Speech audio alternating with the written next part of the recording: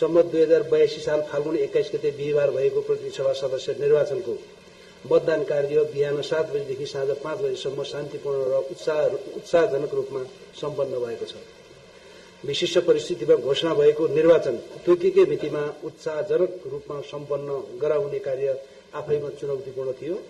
यस कार्यमा सहयोग, सहकार्य र समन्वयका लागि निर्वाचन आयोग, नेपाल सरकार, प्रदेश सरकार, स्थानीय तह, सुरक्षा निकाय, मुख्य निर्वाचन अधिकृत, निर्वाचनमा संलग्न कर्मचारी, सुरक्षाकर्मी, राजनीतिक दल, उम्मेद्वार, आम मतदाता, पर्यवेक्षक संस्थाहरू, सञ्चार माध्यम तथा सम्पूर्ण सरकारवालाहरूमा हार्दिक आभारसहित धन्यवाद ज्ञापन गर्दछ।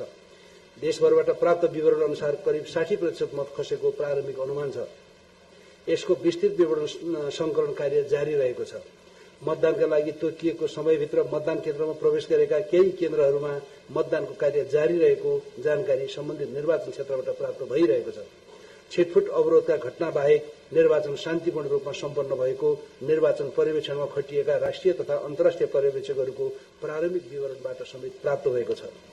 मतदान कार्यको समाप्तिसँगै मतपेटिका सुरक्षित रूपमा संकलन भएपछि निर्देशिका 2082 अनुसार मतगणना तत्काल शुरू हुने जानकारी गराउनेछु। दुर्गम 15 जिल्लामा हेलिकप्टर मार्फत मतपेटिका ढुवानी गरिनेछ, जसमध्ये ताप्लेजुङ, रसुवा, दोलखा, बझाङ र पूर्वी रुकुमका सम्पूर्ण मतपेटिका आजै सम्बन्धित मतगणना स्थलमा पुर्याइने लक्ष्य छ भने सङ्खुवासभा, सोलुखुम्बु, गोर्खा, पश्चिम रुकुम, मनाङ तथा बाजुरा र हुम्लामा शुक्रबार बिहान सम्बन्धित मतगणना स्थलमा पुर्याइनेछ। प्रतिनिधिमूलक लोकतन्त्रको यस उत्सवमा सहभागी भई आफ्नो मताधिकार मार्फत प्रतिनिधि चुन्ने, कानून निर्माण र राज्य सञ्चालन प्रक्रियामा संलग्न हुने एवं सरकार निर्माण तथा शासन सञ्चालनमा सहभागी हुने प्रक्रियालाई पूर्णता दिएकोमा सम्पूर्ण मतदातामा आयोग हार्दिक आभारसहित धन्यवाद व्यक्त गर्दछ। धन्यवाद। अब यहाँहरूको जिज्ञासा भए पाऊँ र परिचय सहित पाऊँ है।